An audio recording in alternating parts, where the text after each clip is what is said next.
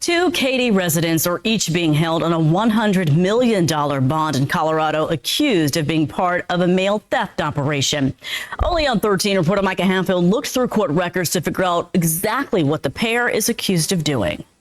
Two $100 million bonds. That's certainly something that'll catch your eye. The two in this case are charged with a combined 51 counts, everything from theft to money laundering to burglary.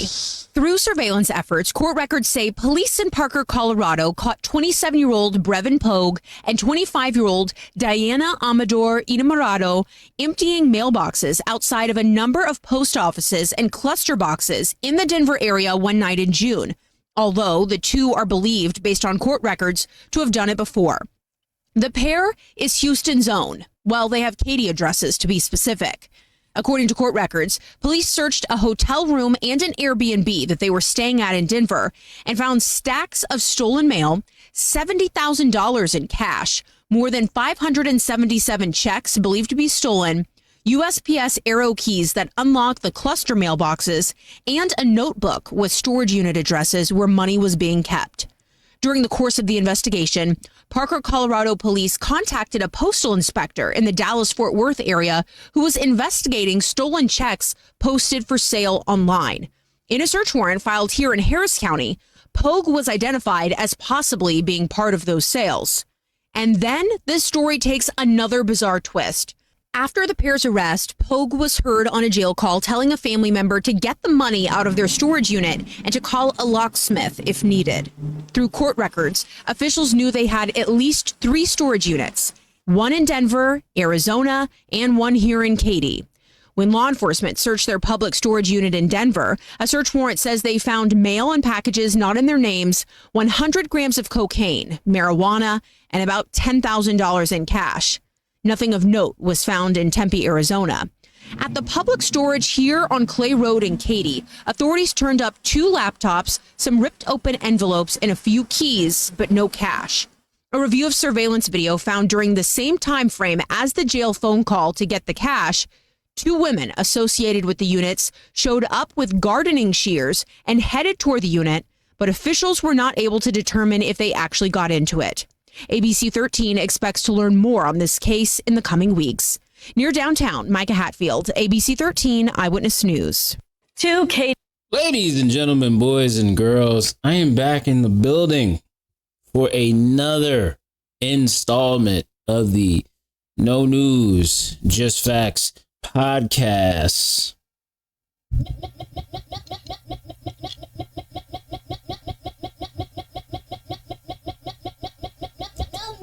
And yet again, here we are. Another week, another podcast.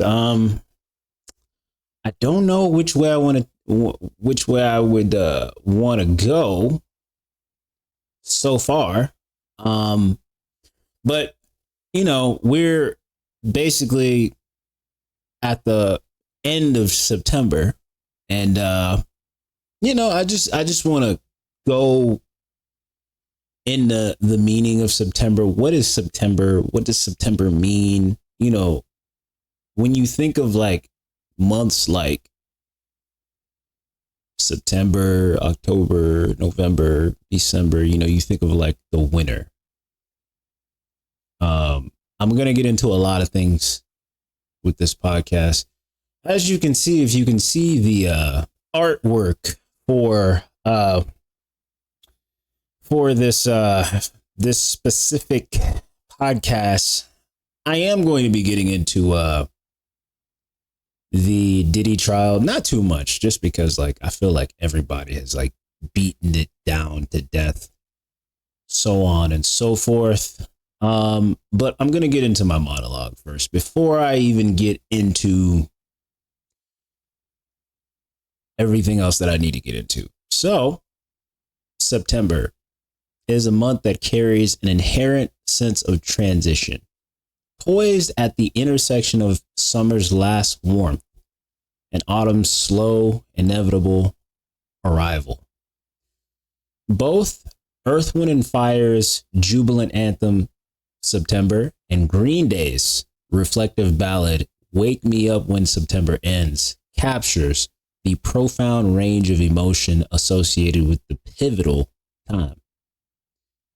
Through a deep line-by-line analysis, I'm going to go ahead and break down both of these songs because they have a similar connection that has to do with September. So the line goes, do you remember the 21st night of September? Earth, Wind & Fire's September begins with a simple but evocative question that immediately immerses the listener in a sense of nostalgia. The 21st night of September is more than just a date. It's a symbol of joy, love, and connection. Though Maurice White and a co-writer have acknowledged that the specific date was chosen mainly for its rhythmic quality, the choice of September, a month that naturally evokes a feeling of looking back while simultaneously moving forward, is crucial. In 2024, as we grapple with cultural shifts and global challenges, the significance of September feels more poignant than ever. The nostalgia embedded in the song's opening line resonates in a world where people are yearning for moments of collective joy after years of disconnection. In this context, the 21st night becomes a moment that listeners can project their own memories onto, be it a concert, a wedding, or a simple fleeting moment of happiness in a chaotic world. Culturally, September has always represented a turning point for many. It's the month when children return to school, bringing with it a renewed focus on discipline, learning, growth. In 2024, this idea of September as a month of preparation takes a broader meaning. Whether reflecting on the state of economy, the environment, or ongoing social justice movements, people are keenly aware that we are on the cusp of important change. The line, "Love was changing the minds of pretenders while chasing the clouds away." The lyric speaks to the transformative power of love and joy, which in the context of the 1970s also had deeper cultural significance. Earth, Wind & Fire's music was a beacon of positivity and unity. During a time of political and social upheaval, the song's message of love and joy transcending pretense is one that can still resonate today, especially as the world continues to confront societal divisions and crisis. In September 2024, social movements continue to challenge outdated systems, and the message of this song reminds us that love, empathy, and connection can indeed change the minds of those who perpetuate negativity and division. The line goes, ba-de-ba-da-de-ba, say you remember, dancing in September. Ba-de-ya refrain is not just a catchy, nonsensical phrase. It's encapsulation of joy that transcends language. It reminds us that some feelings, especially joy, cannot be fully captured in words. The universal sound becomes a symbol for shared happiness. In September 2024, as people around the world continue to reconnect through concerts, festivals, and communal experiences that were once limited by the pandemic, Chorus of September serves as a rallying cry for a return to joy and celebration. Now, connecting Green Day's Wake Me Up When September Ends is like the other end of what you would like think about with September, right? So the line, "Summer has come and passed, the innocence can never last." Green Day's Wake Me Up When September Ends from the album American Idiot paints a vastly different emotional landscape from Earth, Wind & Fire's September, where September celebrates joy and connection. Wake Me Up When September Ends contemplates loss, grief, and the inexorable passage of time. Written by Billy Joe Armstrong in memory of his father who passed away in September 1982, song speaks to the deep emotional toll that this month can carry for those who associate it with personal loss. The opening line, "Summer has come and passed, the innocence can never last," carries a heavy weight to it. Summer, also associated with carefree joy and youth, has ended. And with it, a certain innocence is lost. In the context of 2024, this sentiment feels especially relevant as people worldwide come to terms with the losses of the past few years.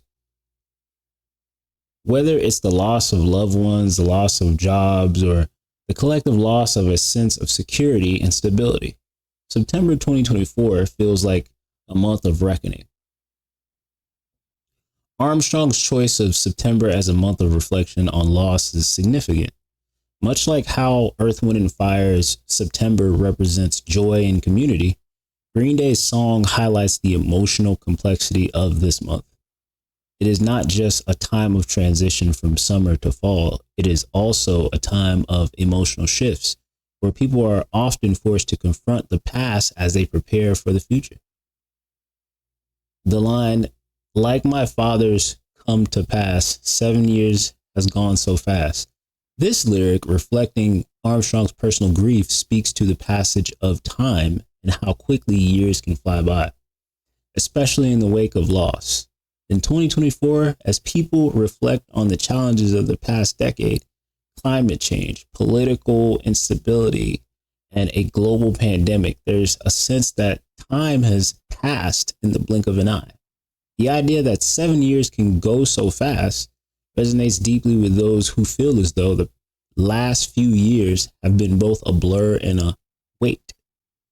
The emotional weight of this song, combined with the cultural significance of September, creates a stark contrast to the joy of Earth, Wind & Fire's September.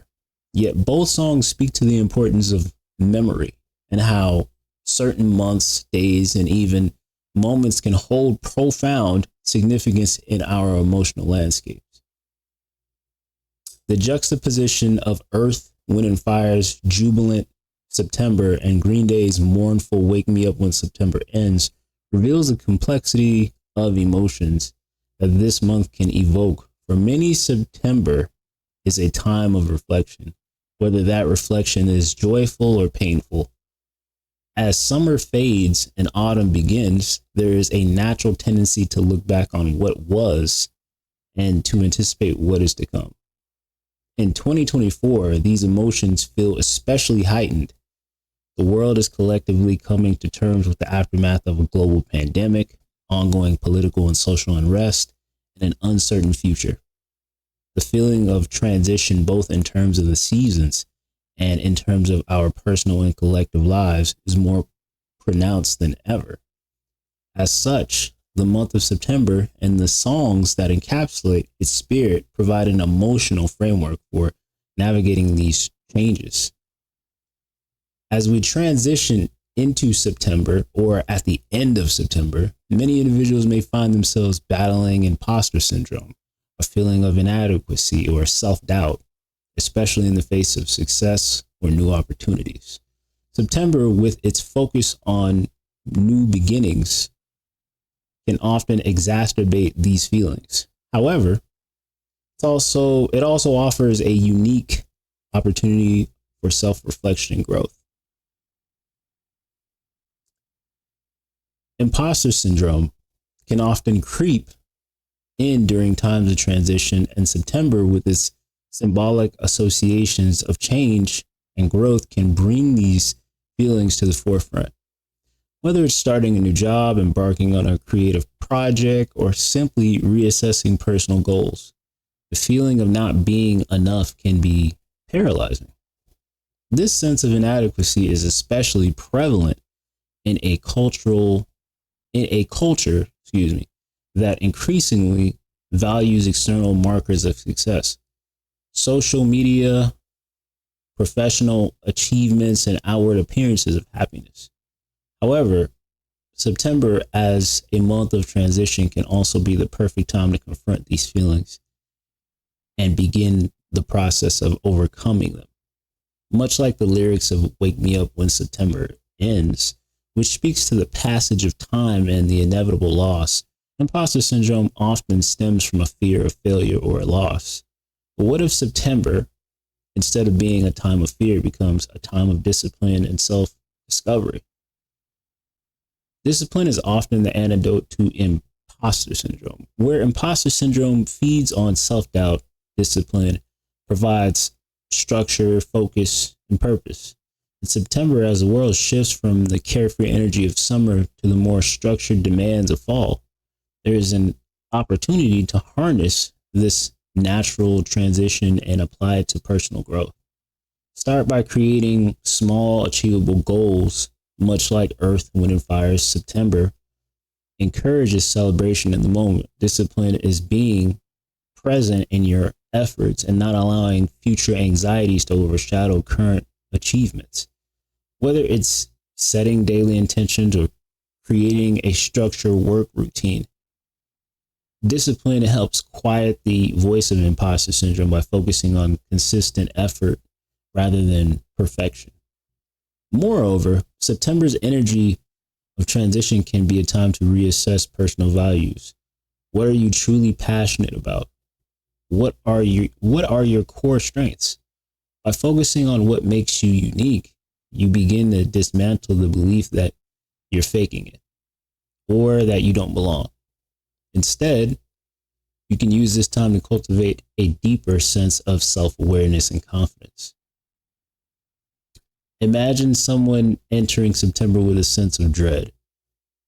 They've been given a new opportunity at work, perhaps a promotion, a creative project, or a leadership role, but they feel completely out of their depth. As the days pass, imposter syndrome begins to set in. Every task feels overwhelming, and every mistake seems to confirm their deepest fears, that they aren't good enough, that they don't deserve success, that they're going to fail. But then something shifts. They decide to embrace the structure of September, using the natural energy of the season to implement small daily disciplines. They wake up each morning with a clear intention to do their best in each moment, without letting the fear of failure dictate their actions. They focus on the work in front of them, rather than the fear of what might happen if they don't succeed. Slowly, they begin to notice a change. The more they commit to their discipline, the quieter the voice of imposter syndrome becomes.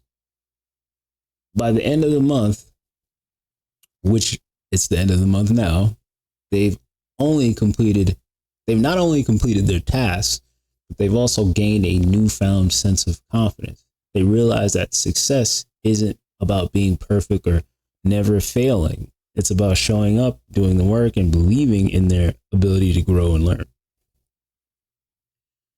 In both September and Wake Me Up When September Ends, there's a sense of reflection and focus.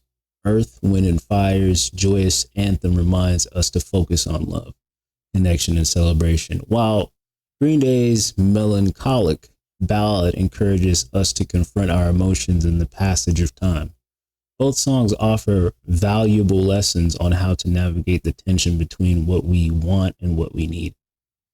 In the modern world, it's easy to get caught up in the pursuit of what we think we want: success, recognition, external validation.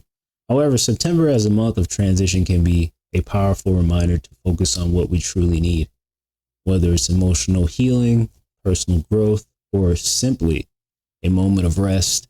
The month of September, encourages us to engage our energy in ways that nourish our souls rather than depleting them. One of the most valuable lessons of September is the importance of using time and energy wisely. Just as the seasons change and the world prepares for the harvest, so too can we use this time to reap the rewards of our efforts. This requires a conscious decision to focus on what truly matters rather than getting distracted by the noise of the world. Take time to reflect on your goals, your passions, and your values. What do you truly need to feel fulfilled? How can you use the energy of September to align your actions with your deepest desires? by focusing on what you need rather than what you think you need, you can begin to engage with your life in a more intentional and meaningful way. September is a month of contrasts, of joy and sorrow, of celebration and reflection, of transition and growth. Through the lens of Earth, Wind, and Fire's September and Green Day's Wake Me Up When September Ends, we see this month can evoke a wide range of emotions from nostalgia and joy to grief and introspection. September also offers an opportunity for personal growth and transformation, whether overcoming imposter syndrome, finding discipline, or focus on what truly matters. The month of September invites us to engage with our lives in deeper, more intentional ways. In the end, the legacy of September is one of triumph. It reminds us that joy and sorrow can coexist, that discipline and growth are possible even in the face of self-doubt, and that by focusing our energy on what we truly need, we can create a life of meaning, purpose, and fulfillment.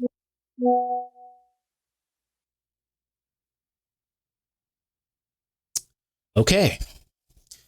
I just did all of that just to let you understand that these aren't just months. These are times of reflection. These are times to just work on yourself, you know, even if it's just a little bit. I mean, if you work on yourself just a little bit every day, you won't even notice that you changed who you are, you know? So let's deep dive into what I got to talk about today, because there's so many things I need to talk about today. And I have so little time to talk about it. So I think the first thing I want to get into is, let me see. First thing I want to get into is we might as well just get into talking into Diddy, get to talking about Diddy. I mean, I'm only going to talk about it for like a little period of time. I'm not going to spend all day on it because, I mean, everybody and their mother is talking about Diddy. Diddy. Like, everybody's talking about it. Everybody's talking about it. So, I mean, when I focus on talking about a subject, I don't want to take all day and talk about it. I don't want to exasperate myself and talk about something that otherwise has been talked about by everybody. Some people are just beating it over the head. So just give me a moment here. I'm going to go ahead and find the clip I need to find that just kind of like breaks down this case so far, as it's been going on. Let me see here if I can find it just real quickly.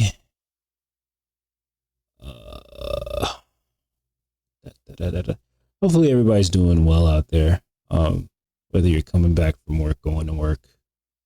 Shout out to everybody who has a job. Shout out to everybody who doesn't have a job and is looking for a job. It's hard to find one at this very moment in time, but do your best. Do your best. Where's that? I'm Maurice.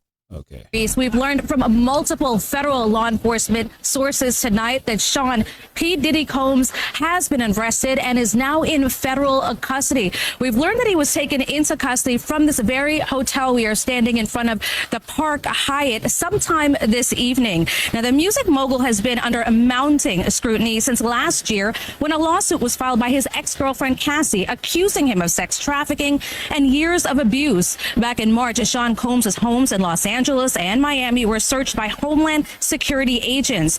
The reason for this arrest and possible charges have not yet been revealed, but this evening we did hear from his attorney, who called the developments an unjust prosecution.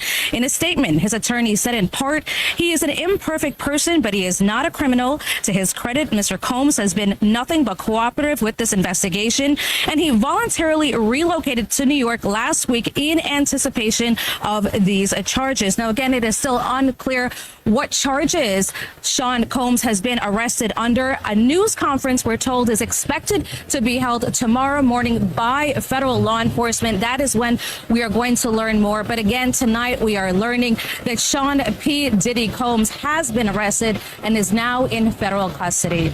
We're live in Midtown Manhattan tonight. Jennifer Bisram. Okay, so far, what we know is he's in jail right now at this very moment in time. He's been arrested already. Let me keep on going because I know there's more to it. Diddy is going to jail. Quite some time ago, I talked about Puff Daddy. I talked about Homeland Security raiding his residence. When I talked about this, I made it clear that when Homeland Security comes after you, there's going to be charges. When we talked about the charges, as of today, he has been arrested, and this is his indictment. A couple of things that are interesting. Once, they got all of his nicknames listed on the indictment: Sean Combs, Puff Daddy, P. Diddy, Diddy, PD, and Love. He has charged with racketeering. What is racketeering? The simplest way to describe it is racketeering is like some mob shit. It's literally saying that you have a legal organization, but what the government says is your legal organization is doing illegal shit and trying to hide it. And that's what they're saying about Puff Daddy, that you have an organization, that boy, take that. And they're all engaged in doing illegal stuff to promote the overreaching goals of the enterprise, which is you, Diddy. So basically, people within his camp are doing things while being like connected to Bad Boy Records, or under the employment of Bad Boy Records that is directly connected to Diddy. It's interesting. I expect as far as that racketeering count, they're going to be naming a bunch of other people, and all those people will eventually cooperate and snitch on Diddy going down. Number two, which I thought was very interesting in talking about the massive indictment, is a couple of things.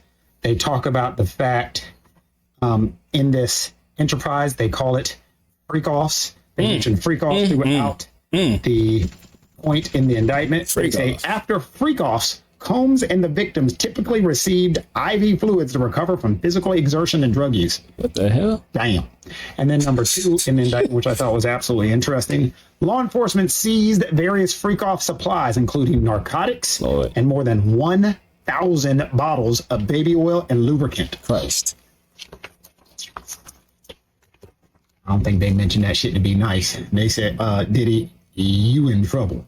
Then they also charged him with sex trafficking, which we already talked about. And they also charged him with basically transporting women across county lines to engage in prostitution. Goodness Lord. So Diddy's going to jail. We asked, what is the difference between federal court prosecution and state court prosecution?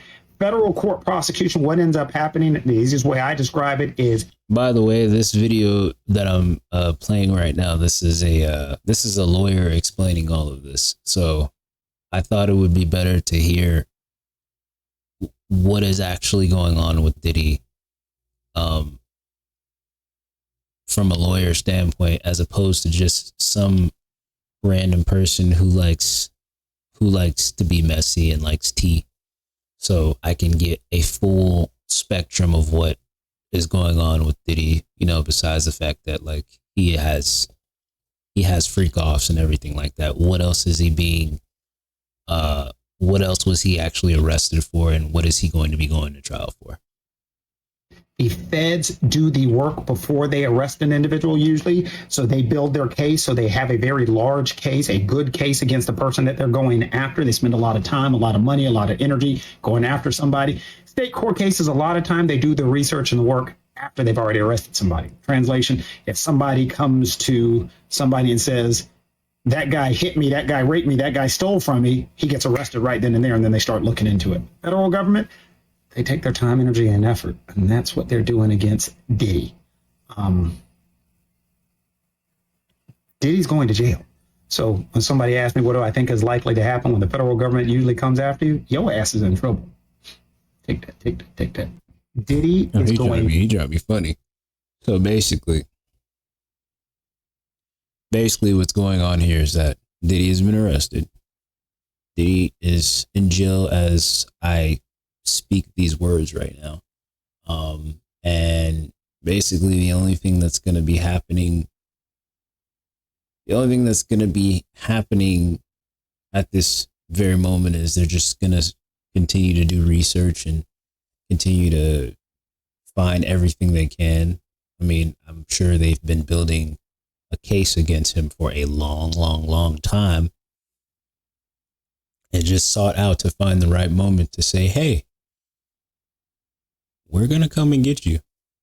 It might not be today. It might not be next year. It might not be 5 years from now, but we're going to come get you once we have enough. And in this present moment in time, they do have enough. And I'm sure they are working diligently, day, night, 24/7, just to figure out how they can like drop the hammer on Diddy. Because I mean, it's like Diddy's not getting sued for no reason. These random people that are coming out and saying that Diddy did this and Diddy did that are not just saying this for no reason. You know, maybe, you know, one theory I can gain to say is probably, you know, this is like one of those situations where somebody who is at the top is being brought down. There's an agenda to bring them down. In Diddy's case, you know, he's such a powerful mogul that a lot of the things that have happened have probably been put under wraps just because of payola. And I'm about to get into something else that has to do with somebody who is at the top who is also being brought down as well, which I'm about to segue into in a couple of minutes. But as I continue to talk about Diddy, it's just kind of like, man, you either stay at the top long enough time to bow out gracefully, or you stay at the top long enough to be brought down by somebody who you offended, somebody who just has no type of likable bone in their body for you. Like kind of like how 50 Cent doesn't like Diddy, and he's doing everything he can to put out a documentary that would be, you know, considered a smear campaign. But I mean, would he be wrong in that? I don't really know, you know. But it's going to be like a surviving Diddy type of thing going on with the documentary, surviving bad boy type of stuff going on, which I would be down to watch, whether you like Diddy or you don't, whether you love Diddy or you don't like Diddy. I mean, I feel like it would be a good thing to just know about these types of things that are going on with Diddy. You know, me personally, I've never really paid attention to Diddy like that to even want to care about what he has going on, but that's what's going on. That is what's going on. And I do want to dive into my next thing here. I want to get into the Vince McMahon documentary that was put up on Netflix. Had a chance to watch everything. First thing I want to say before I get started in this like review / breakdown or whatever. Some of the things that are in this documentary are things that I like already know about, because like it's like literally public record. It's like literally public record. It's on, like it's literally on the internet. You can literally go find out about it. Like for instance, like the oldest story in wrestling. You know, first of all, by the way, Vince McMahon is the biggest face, the biggest name in wrestling, and he created a company that basically put wrestling on this mountain pedestal, and he just did whatever he wanted to do because of how much money he acquired from wrestling, right? The difference between Vince McMahon and Diddy is that Diddy's dealing with music. Vince McMahon is more in the wrestling world, and he has created a sort of landscape within combining wrestling and soap opera to bring together something that is unique. Wrestling back then versus wrestling now is a complete different thing. But through the years, wrestling has made its way to the mainstream, and it has gone back down to mid-level to go back to mainstream. It just plays this game of ping pong where it goes to mainstream, comes back down, goes to mainstream, come back down.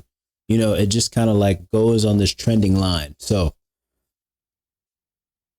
basically, if anything, taking wrestling public and taking it mainstream is to be,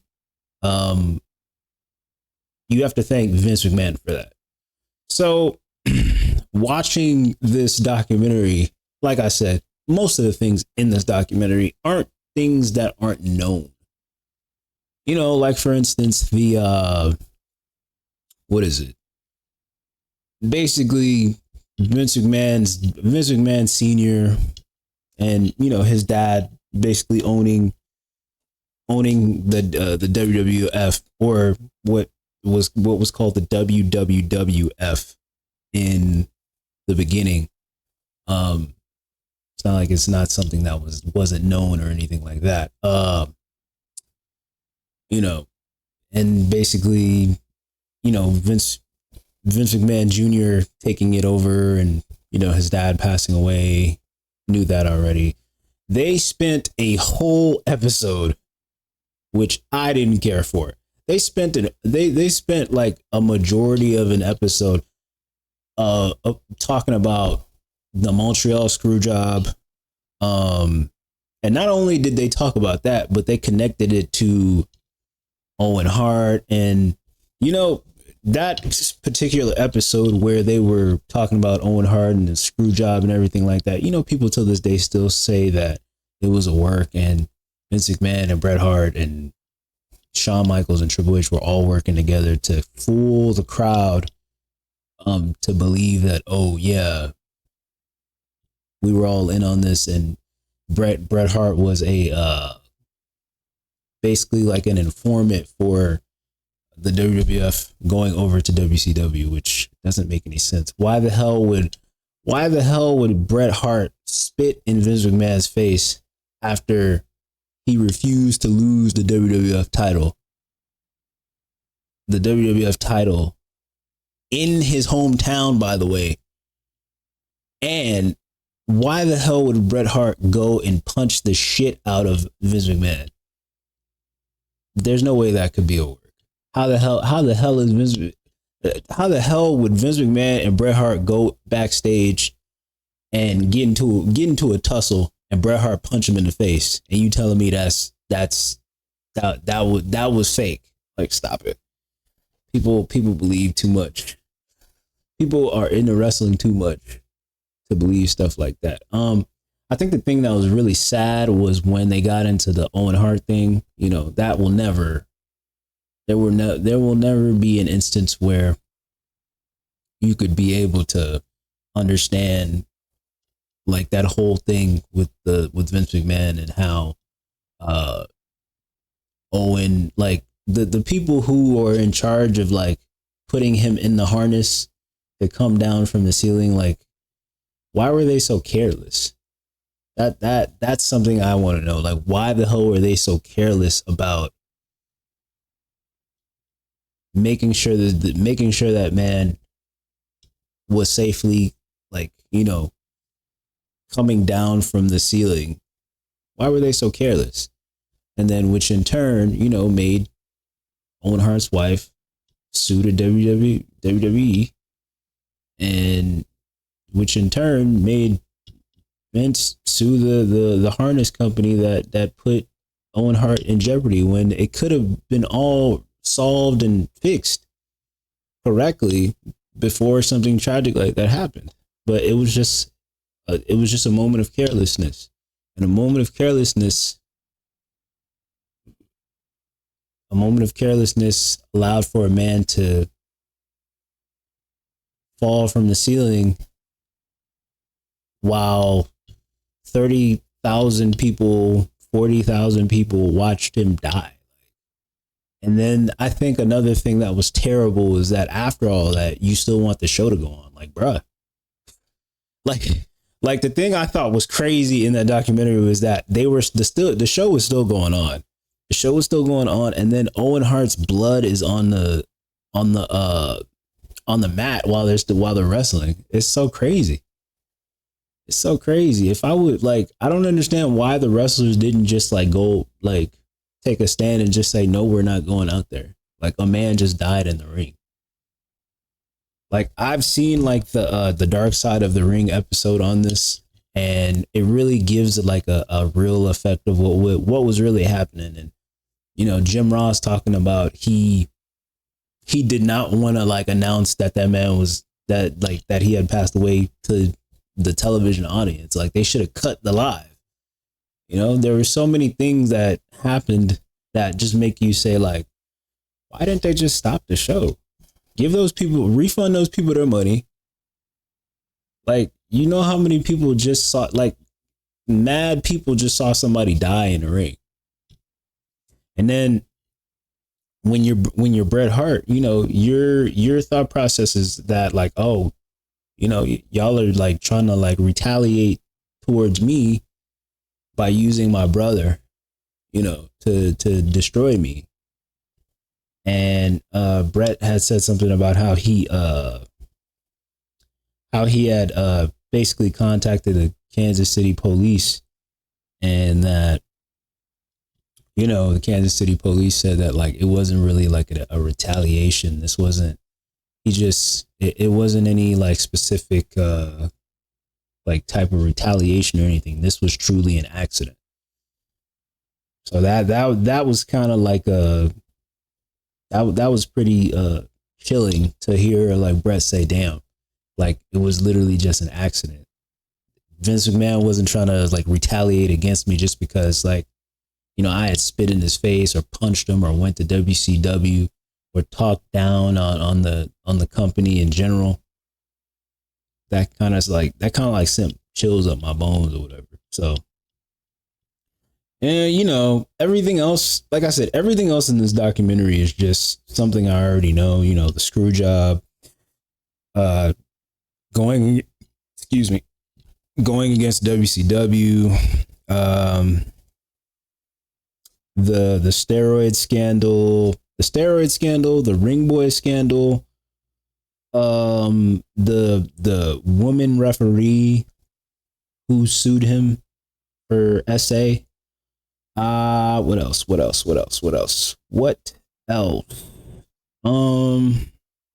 Oh yeah, they talked about Chris Benoit. Let me see here. What else?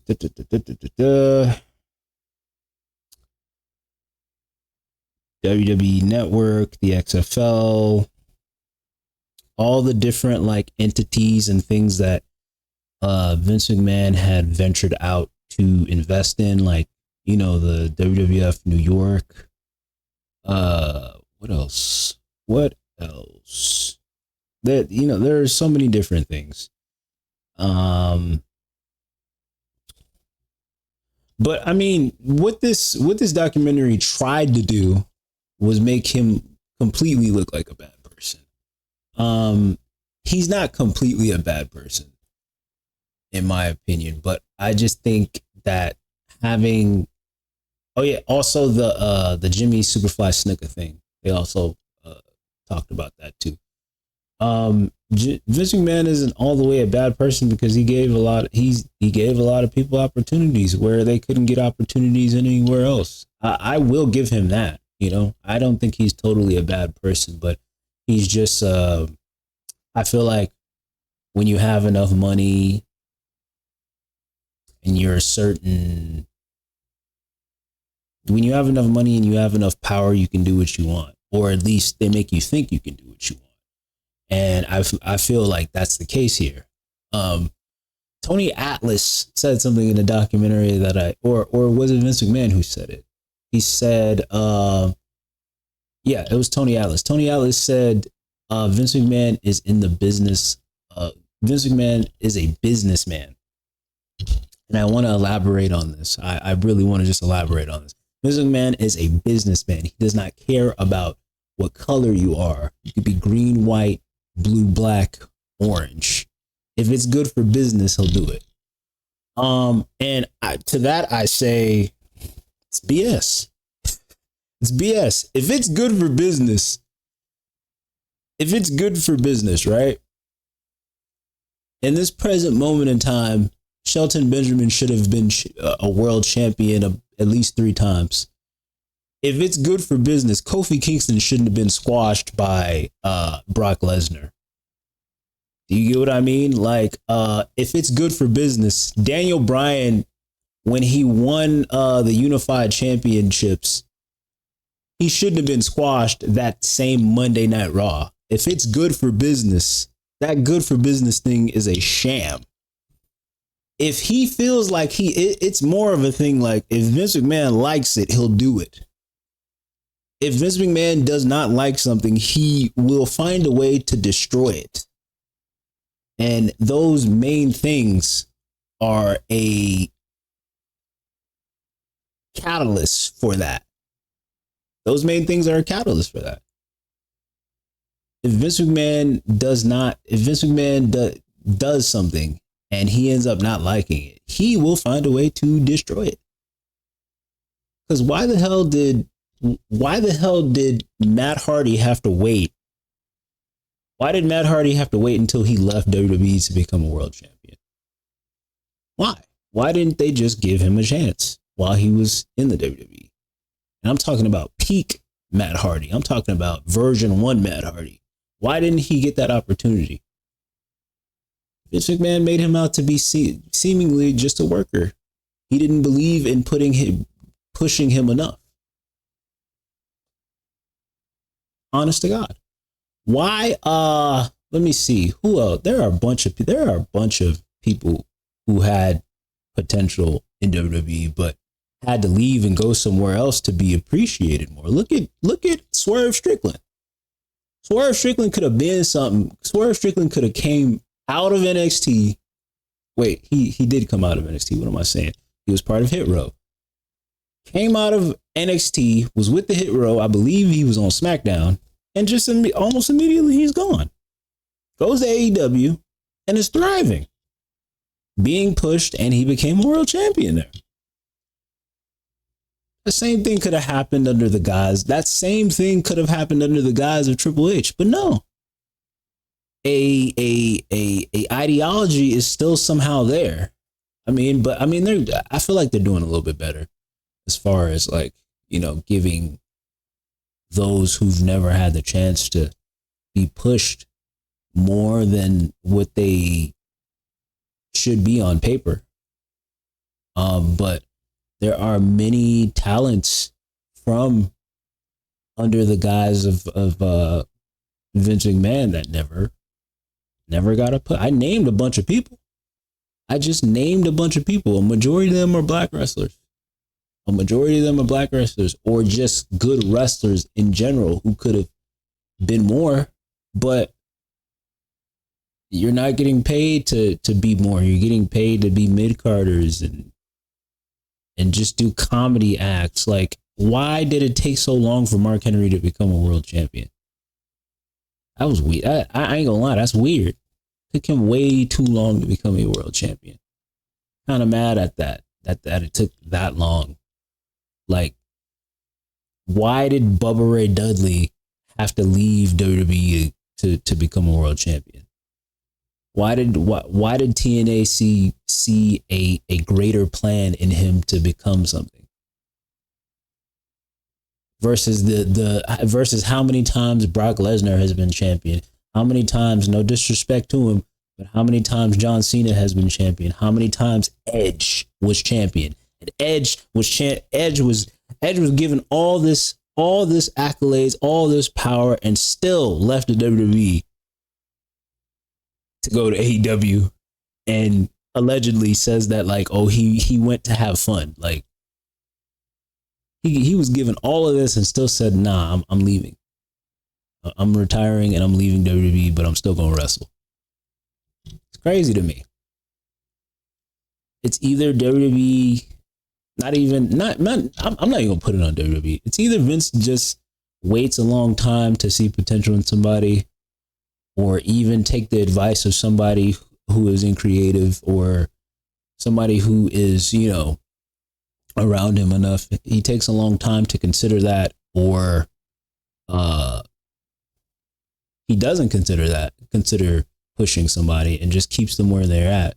And we never get to see the flourishing of these incredible talents who aren't entertainers and are more physically skillful versus trying to be a soap opera act.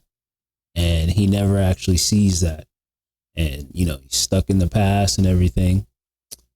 And that's why people leave and go to ROH, or people leave and want to see what they can do in AEW. But yeah, the documentary is on Netflix. You can go watch it. Personally, I know everything about all these different scandals and all the things that have happened while he was in charge and everything like that. You can literally go watch a documentary called The 9 Lives of Vince McMahon. And the craziest part about this documentary that I think people should look out for is the fact that Vince McMahon doesn't actually give you like stories of his life. He actually is still in character as Vince McMahon versus like Vincent Kennedy McMahon. Is it Vincent Kennedy McMahon? Vincent Kennedy McMahon, who is the business mogul, the guy who is the family man. He's married to Linda McMahon, and Shane McMahon and Stephanie McMahon is his son and daughter that he brought in so he could have his whole family running it as well. And the one thing I don't like is that they didn't really get into and I'm mad that they didn't do this. They didn't really get into the fact that Vince McMahon kind of forced Triple H on his daughter, Stephanie, even though Triple H was with China at the time. They were dating and everything like that. But Vince McMahon did his best to keep China away from Triple H, even going as far as firing her just because of them having like this on-screen relationship and everything like that. I thought that was something that should have been highlighted, because he basically forced his daughter on Triple H while Triple H was with China. Craziness. I just think that's crazy. But and then another thing that is crazy before I continue on and go look at something else. What is it? The fact that he was trying to put his son and his daughter in crazier storylines. Like he had a storyline where he wanted to make Stephanie pregnant and him be the father. Like, bro, this man has no threshold on what he wants to do as far as storylines go. He does not have a threshold. He will do anything. If it sounds good to him, he'll do it. And another thing is that I'm surprised that there was no Vince Russo. Vince Russo is the reason why all of this soap opera stuff was going on in WWE during the Attitude Era. And I'm very surprised that he wasn't there. It's crazy that he wasn't there. I'm very shocked that he wasn't there. But going to be moving on from that. What do I even have here? Let me go back into my videos. Hold on. Let me see here, because I know I have something else that I need to talk about. Let me see. There was something else I wanted to talk about. I can't remember. Cannot remember. Just give me a moment here. Okay. Here we go. The Missouri governor is granting pardons at a pace not seen since the World War II era. I thought I'd go through a list of some of the Missourians Mike Parson has granted clemency to in his time as governor. Kenny Batson, now a free man and a local pastor, convicted of car vandalism, burglary, DUI, and, quote, nearly beating a man out of this life and into the next. Pardoned 2022, freed from prison, voting rights fully restored. Britt Reed, son of Chiefs coach Andy Reid, convicted of DUI after crashing his truck, injuring 6 total, including sending a 5-year-old girl into a coma for 11 days with a traumatic brain injury. Sentenced to 3 years in prison, Governor Parsons commuted his sentence without consulting the prosecutors or the victim's family, reducing time served to be under house arrest. Mark and Patricia McCloskey, the St. Louis couple, who, upon seeing George Floyd protesters walking past their home, assumed the position outside, rifles in hand, aimed at the peaceful protesters. Convicted of misdemeanor assault, pardoned 6 weeks later. Marcellus Williams, an inmate for nearly 20 years on a murder conviction, who has maintained his innocence the entirety of his prison stay. The prosecutors who originally sent Marcellus to prison had reversed course and have been pleading with the governor to stay the execution, spare Marcellus's life. After admitting they purposefully packed the jury with white jurors, the 2 main trial witnesses were not credible, and new DNA testing found none of Marcellus's DNA on the weapon used. The DNA that was found on the weapon was that of the prosecutors after they mishandled the weapon without gloves. The victim's family has since come forward begging the governor, the state attorney general, and the state Supreme Court to stop the impending execution. Not obliged.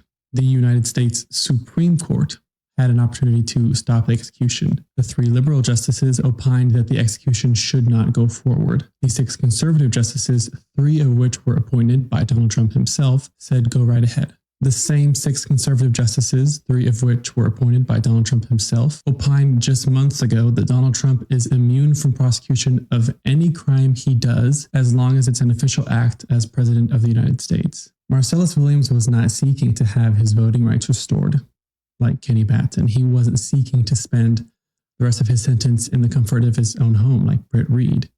He wasn't seeking to have his charges completely dropped like the McCloskeys. He was seeking to remain alive in this world. That was a bridge too far for each Republican with the power to do so. Politics matters in every way. It touches everything. Please vote. The Missouri governor. Now, hold on. Now, I don't usually follow. I'm going to come back to that. Now, Marcellus Wallace is an inmate that I just want to get some information on real quick. He was trending for like a few days because of them executing him. Let me see here. Let me just get into the story just a little bit. Marcellus Wallace was executed in Missouri on September 24th.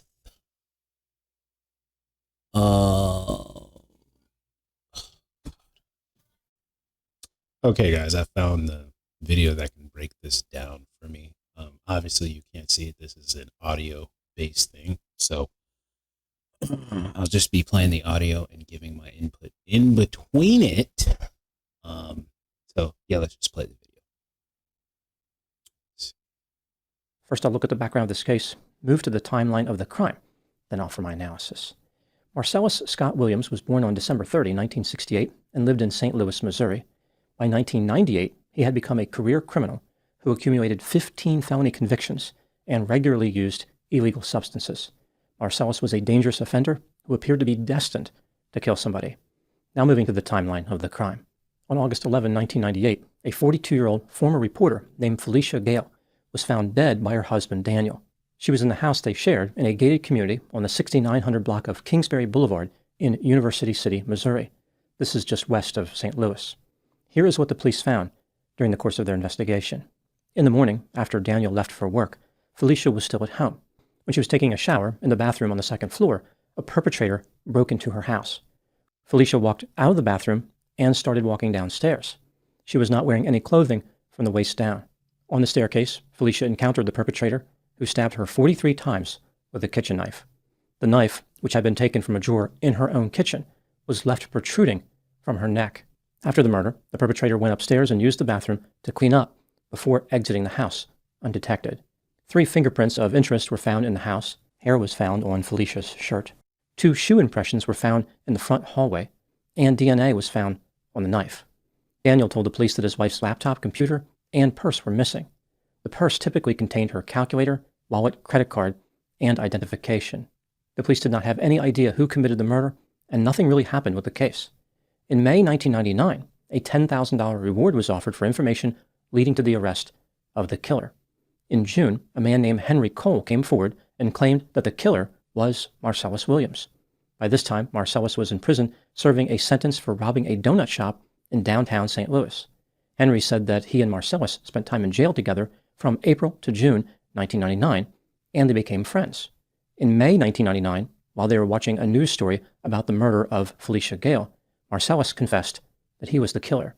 Henry mentioned that the girlfriend of Marcellus at the time of the murder was a sex worker and burglar named Laura Acero. Marcellus had told Henry that Laura also knew about the murder. In November 1999, the police paid a visit to Laura at her mother's house. She thought they were there to arrest her on outstanding. Yeah, I'm not going to lie. It's a very big coincidence that a cellmate claims that you did something like that. Like, why would your cellmate just say that? Yeah, we used to be sharing the same cell. He told me that he did this to this woman. Like, that doesn't even make any sense. Something doesn't feel right about that. And then the victim's property is found in a car you drive, and the person in possession of the victim's laptop claims you stole it to them. Like, the girlfriend's cellmate and buyer all conspired to frame you. Like that. It just doesn't seem right. Something just don't seem right about that. And then in the mix of like going back to the lady who got who is not here anymore, who had to go through that tragic thing and lost her life because of it. I'm like, why is her husband not a suspect in this stuff? How did he just get, how did he get unhinged and how did he not get investigated? Like, how does this automatically fall on one person? I don't get that. But anyway, let's continue. Warrants. The police told her that if she supplied information about Marcellus, they could take care of those warrants for her.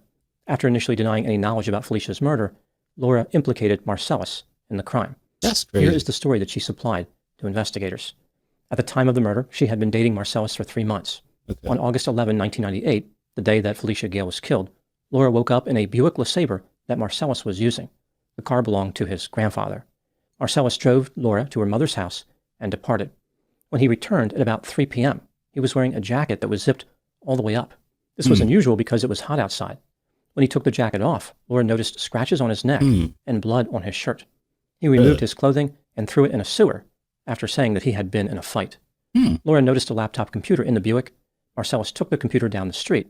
When he returned, the computer was gone, and Marcellus had crack cocaine. In the glove box of the Buick, there was a calculator and a ruler. These items had not been there before. Later, in the trunk, Laura found a purse containing Felicia Gale's identification. She was furious because she believed that Marcellus was cheating on her, but he reassured her that there was absolutely nothing to worry about. The purse was not from a lover, rather from an innocent woman he brutally stabbed to death while burglarizing her house. Laura must have felt so much better after hearing this explanation. Sure, Marcellus may have been a cold-blooded killer, but at least he was not having an affair. When the police searched the Buick LeSabre, they found the calculator and the ruler that Laura had mentioned. Both of these items belonged to Felicia. They also recovered Felicia's laptop computer from a man named Glenn Roberts, who claimed that Marcellus sold it to him for $150 or $250. None of the physical evidence recovered at the scene of the murder was connected to Marcellus. The primary evidence against him came from Henry and Laura, who were credibility-challenged individuals. Despite this, in November 1999, Marcellus Williams was charged in connection with Felicia Gale's death. On June 15, 2001, he was convicted of first-degree murder, burglary, and robbery. On August 27 of that same year, he was sentenced to death. Marcellus maintained his innocence and appealed his case several times over the years. He was scheduled to die in January 2015, and in August 2017. You know, just winding down from what I can gather from this whole entire thing, it sounds like to make things a little extra juicy for the justice system, they decided to stack up on a prisoner who was already in the system to make, this is just my analysis of it, just to make things go smoother and make things gel to the way they wanted it to, with every person involved that the police talked to, especially Marcellus's girlfriend. Like, did you not hear the guy say that the police had told her, like, if you tell us what we want to hear, we will make things, like some things go away. So it's like, I feel like they took advantage of a criminal who was already in jail and just decided to like stack up as much as they could to make him the unlucky participant of something that had to do with being executed. You know, I mean, don't they have, I believe they have like a list of prisoners who are violent offenders and have to be separated from the rest of the prisoners in jail because of how bad the crime is that they did. And they have a list of people who are supposed to be prosecuted against to make their rule, for a judge to rule whether they should be executed or not. And it just goes through like this henpecking thing of deliberation until they ultimately come to a conclusion as far as like the judge and the jury goes. That's how I feel about it. I feel like he was just the unlucky participant that was next in line to get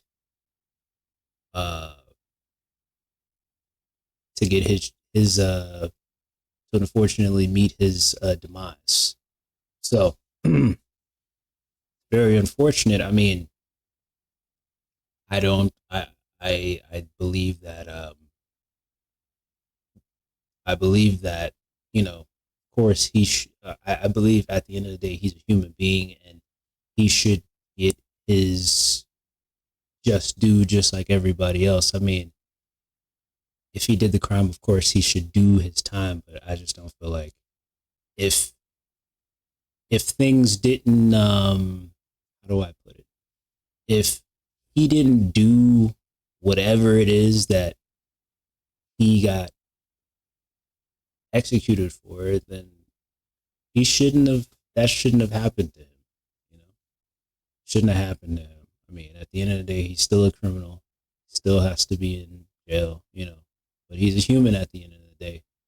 And when it comes to America does a good job of, I shouldn't say a good job, but I should say like America gives every person a chance. Every person a chance, like for it, like, no matter how bad the crime is, America always gives, each criminal a due process. So I don't understand how this turned into a thing, but it's just like I said. It just ended up being a thing where they did what they could to make this due process speed up quickly. Especially since, you know, he was already, from what this gentleman is saying, hopefully this is not just biased research, but he was already a criminal, and, you know, he was already in jail. So, I mean, you know, in my head, I'm just kind of like, if he's already in jail, just let him be in jail. Why does he have to go? Why do you have to take it from? Why do you have to find a way to make it more, juice it up, stack up charges, and ultimately make sure he gets out of here? I mean, I know money is involved, because it's always money involved. It's the state's money involved as far as keeping some of these murderers and R words in jail, you know. And if the governor, if the judges, if the jurors can get these people out of here, they will.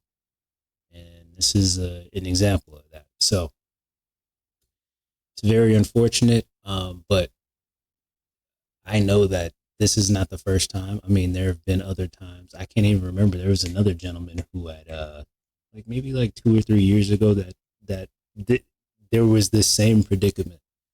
And it's just like, the public can do everything. The public can do everything and do nothing at the same time. Like, we can sit here and sign 7,000. We can get 20,000 signatures for a petition for judges and lawyers to stop an execution from happening. You can get half of Illinois to write letters to the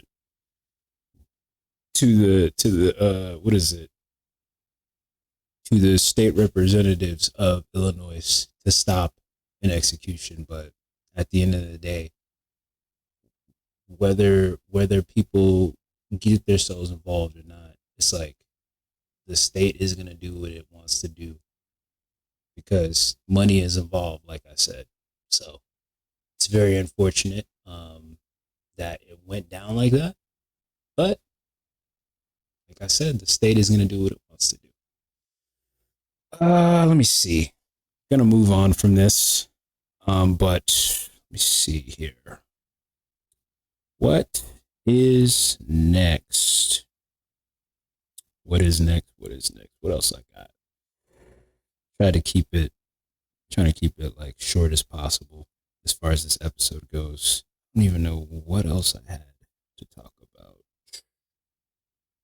Or was that it? Trying to see here. I have a bunch of notes written down. Let's see here. Oh, okay. Yeah, so move on to something lighter, because that was a little serious.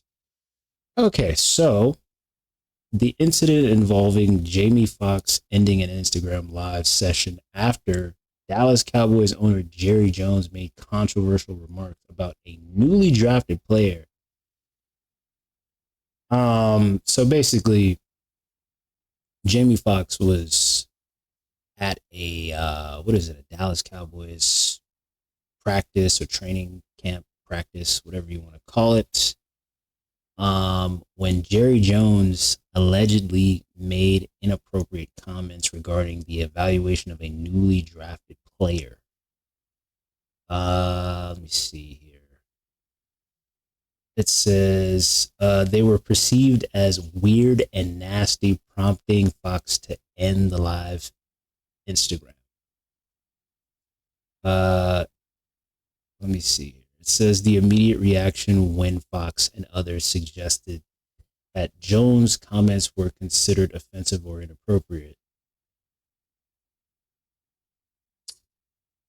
And these comments are just kind of like, well, not even the situation is like likened to like Donald Sterling, you know, when he was in the news, as far as like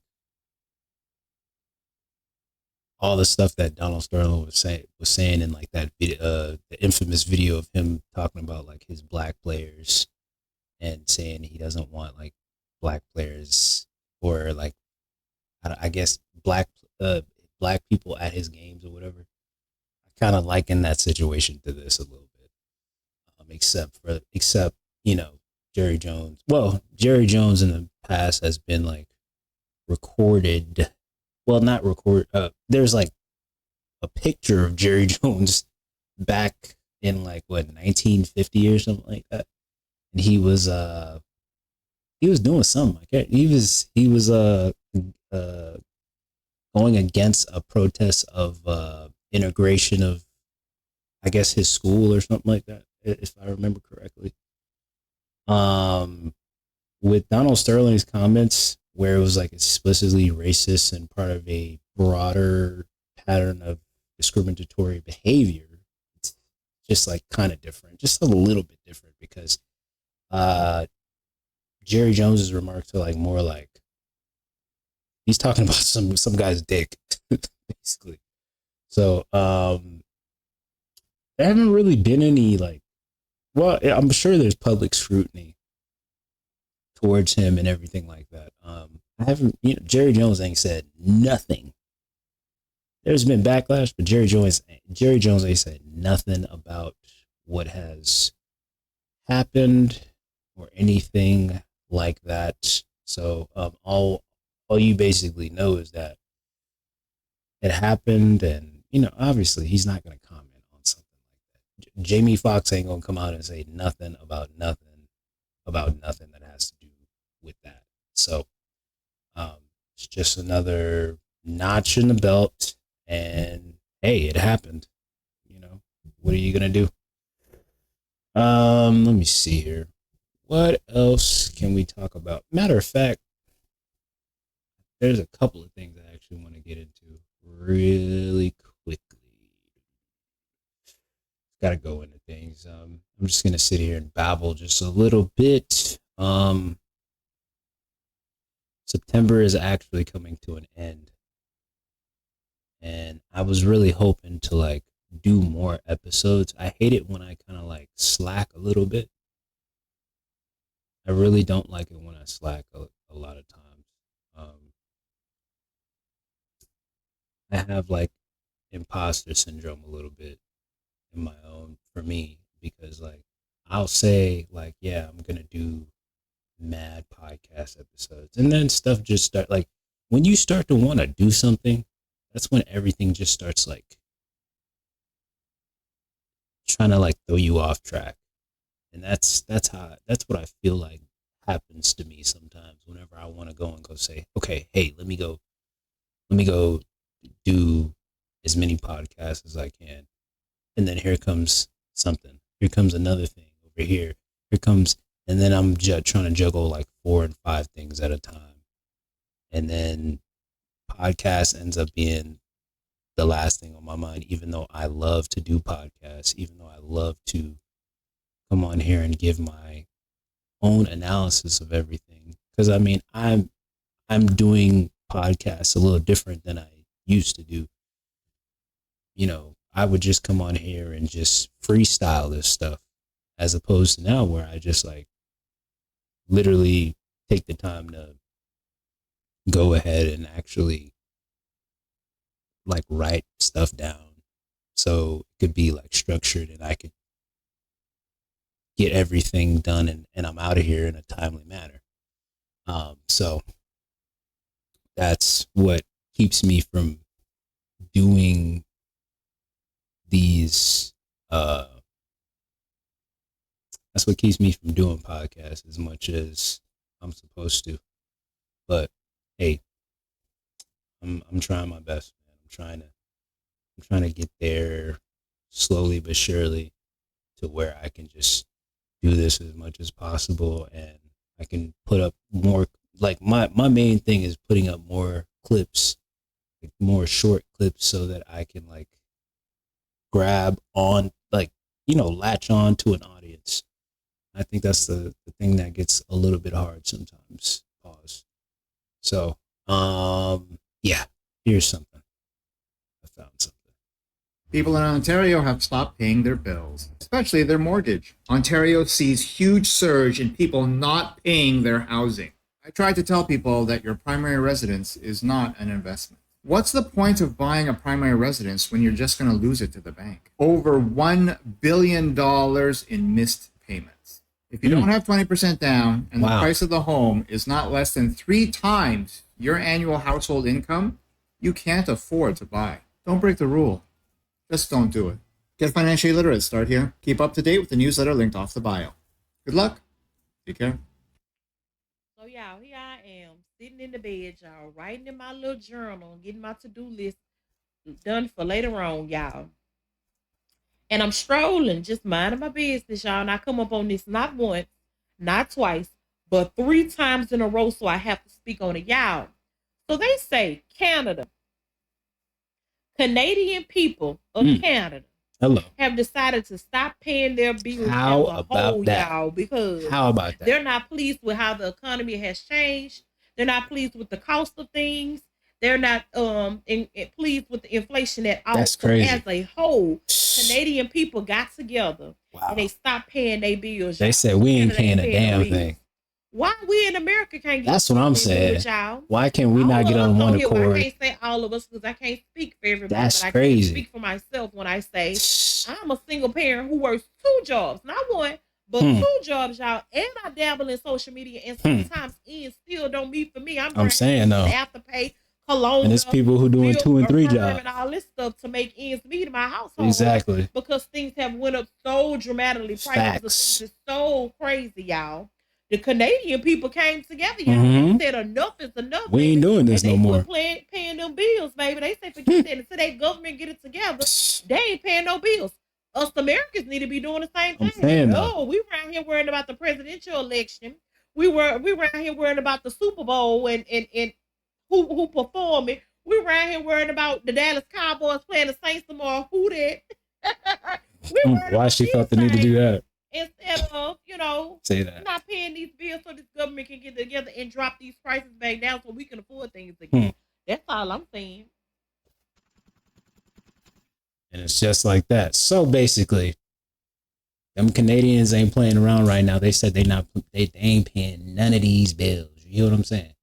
They ain't paying none of these bills until their government figure it out.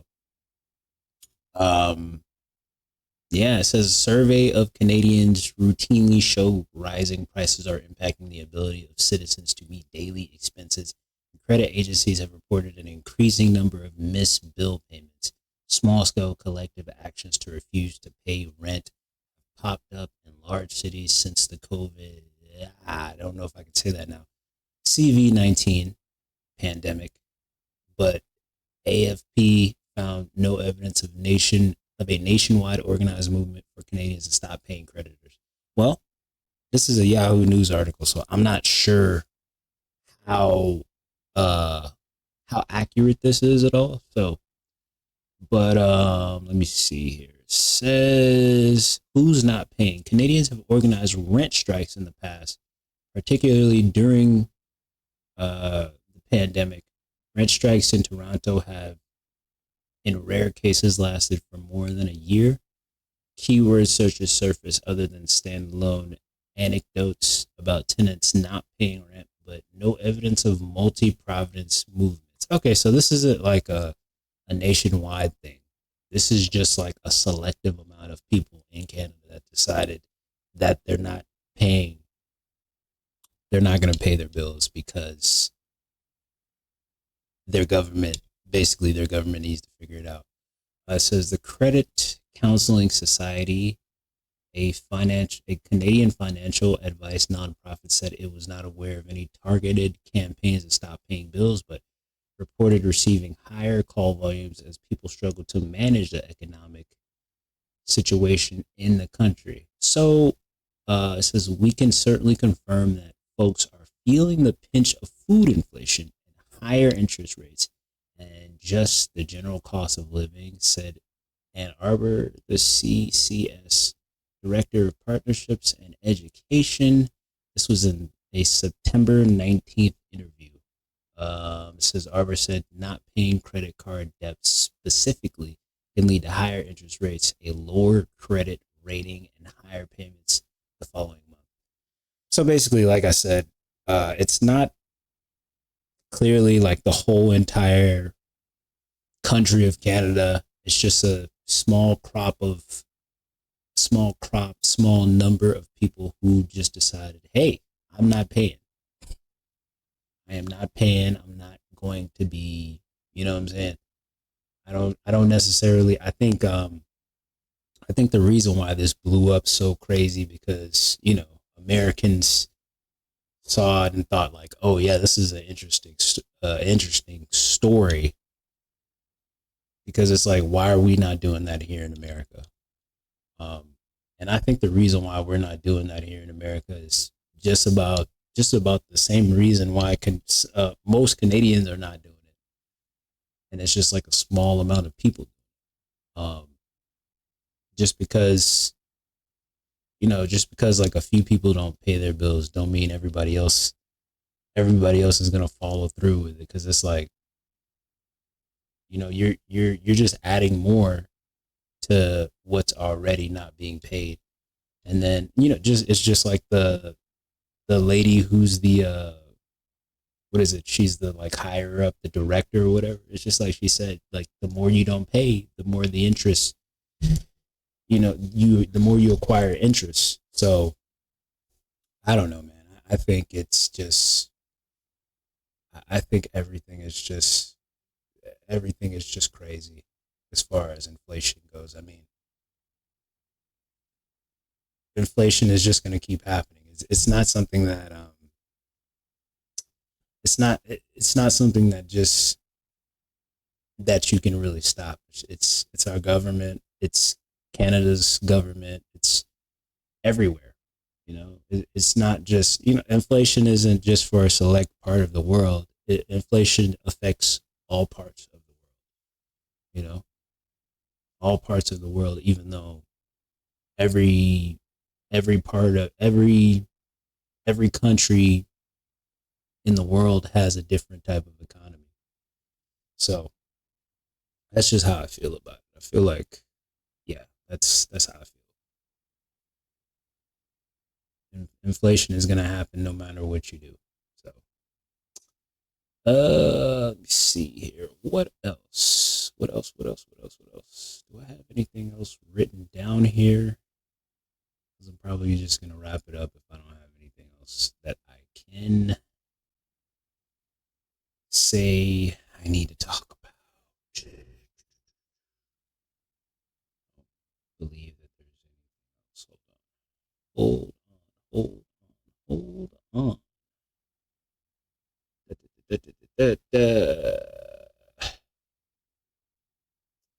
See here.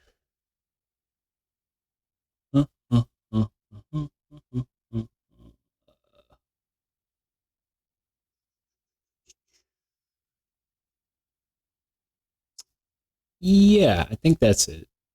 I think that's all I got. Oh wait, hold on. I'm looking.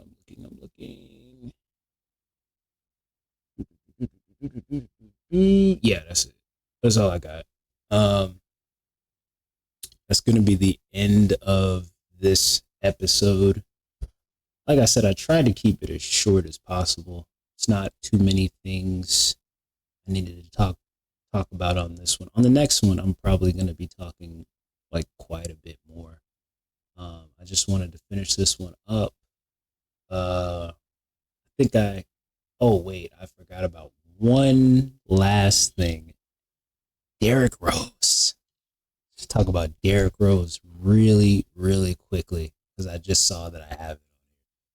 Derrick Rose announced his retirement Now you might ask yourself, if you've never watched basketball before, who is Derrick Rose and why should I care about Derrick Rose? Derrick Rose is one of those stories where he's one of the best that never was. You know, it's there are a select crop of basketball players or sports stars whose careers got cut short for different reasons. And Derrick Rose happens to be one of those stars whose career came to a screeching halt when he had a knee injury. I believe it was an ankle injury or a knee injury that sidelined him for a minute. But it's like after he came back from his injury, he was never quite the same as when he first got drafted into the NBA. You know, he was top notch at Memphis. Just was an exciting player to watch altogether. But like I said, the thing that like sidelined him was during his his rookie year. His rookie year, he had the injury, and the injury just subsequently destroyed whatever momentum that he had. And however he was like playing at first, he kind of lost that momentum after the injury. And was never the same. Him and how he played in Chicago just kind of like dwindled down his stock. And then eventually Chicago traded Chicago traded Derrick, and basically he just was a shell of himself, and he bounced from team to team to team to team.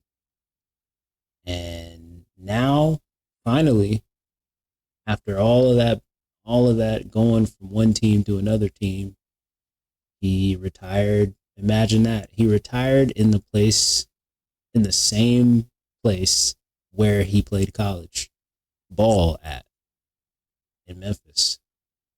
So it's like, it's still cool to see that he was able to like break the records he needed to break, still be able to play the game of basketball, not quite at the level that he played when he first got drafted in, but he still played, you know, versus a Greg Oden who, after a injury, he could never play again, or Brandon Roy, who had I think he had like I don't know if it was an injury or he had like an illness that basically stopped him from playing anymore. You know, you have different players who have gone through different things that have caused them to leave the game of basketball. And I feel like Derrick Rose is one of few who was able to leave the game of basketball on his own terms, even though, you know, he didn't win an NBA champ. I don't think he never got to win an NBA title. But hey, you know, there are definitely amazing basketball players without a title. So, I mean, it is what it is. Salute to Derrick Rose, Chicago's own. Your legacy will always be remembered by every single young child who got to see you play,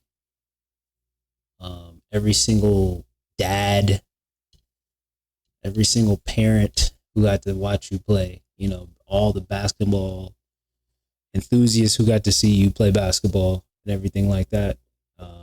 Salute to Derrick Rose, man. And Now, I believe that is the end of the No News, Just Facts podcast. I'm going to be calling it quits now. Till the next episode, this has been episode 133 of the podcast. And that's enough for me. And y'all take it easy.